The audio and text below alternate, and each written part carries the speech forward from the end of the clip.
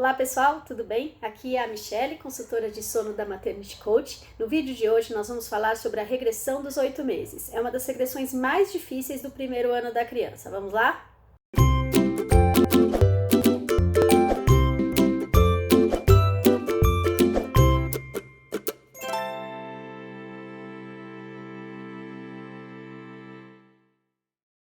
Algumas crianças têm o sono bem sensível, então elas passam pela regressão dos 4, dos 6, dos 8 e assim por diante. Algumas não, algumas passam um pouquinho por aquela regressão dos 4 meses e meio, tem alguma diferença no comportamento de sono, mas logo ajusta. E depois, quando chega aos 8 meses, é aí que o sono realmente fica pior. Tem muita coisa acontecendo na vida da criança nesse momento. Tem um salto motor muito forte, então as crianças, a maioria delas, pelo menos engatinham ou se arrastam, elas têm uma mobilidade maior com essa idade, tem dentinho chegando por aí. Geralmente é uma época onde muitas famílias começam a colocar em berçário ou contratam alguém porque a mãe tem que voltar a trabalhar. Ou a mãe começa a querer fazer algumas coisas e deixar a criança um pouquinho com outras pessoas, porque é o momento onde a criança já come, então outra pessoa pode oferecer e a mãe fica com um pouquinho mais de liberdade para fazer algumas coisas sem estar junto da criança.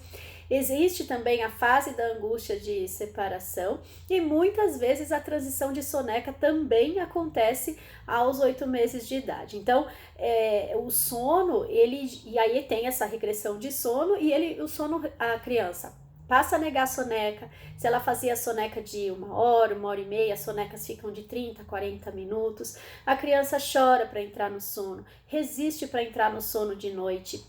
Ela começa a ter despertares noturnos que ela não tinha. Então eu quero falar aqui com vocês o que a gente tem que fazer e o que a gente não pode fazer para ajudar a criança a passar por essa regressão de sono que pode durar de 2 a 3 semanas mais ou menos. Então, quando essa regressão atinge principalmente as sonecas, né? A criança resiste muito para dormir. Nossa sugestão é tentar fazer esse sono do dia pelo menos uns 15, 20 minutos mais tarde do que a criança está acostumada. Pelo menos nesse período de 2 a 3 semanas, que é o pico da regressão de sono. Então, ela vai estar um pouquinho mais cansada e você vai conseguir com um pouco mais de facilidade fazer com que o seu filho durma. Se a criança fazia 1 hora e pouco de sono, até 2 horas, e passa a fazer 30, 40 minutos, o que é importante perceber é se a criança acorda bem, se ela está bem humorada, se ela está se alimentando bem. É uma fase, logo ela deve voltar a dormir como ela estava dormindo anteriormente. Então, o mais importante não é forçar que a criança durma mais do que isso, porque ela vai começar a chorar, vai ficar nervosa. Então a ideia é olhar o comportamento dessa criança. Se a criança tá bem, tá se alimentando direitinho, é ter paciência e esperar a fase passar. Outra coisa que vocês podem fazer, deixe que ela pratique muito habilidade aprendida nesse momento. Então, se a criança passou a engatinhar, se passou a bater palminha, a dar tchau, enfim, qualquer habilidade motora, cognitiva que ela tenha, estimule para que a criança pratique bastante isso durante o dia, para que ela não queira fazer esse aprendizado no meio da madrugada. Então, é bem importante que ela gaste toda a vontade de praticar isso que ela conseguiu aprender novo durante o dia. Outra coisa importante, na angústia de separação, trabalhar um pouquinho isso. Então, deixar a criança um pouquinho com outras pessoas durante o dia, falar tchau, falar que a mamãe já volta, sair pelo menos uma meia horinha por dia, tentar deixar a criança com outra pessoa.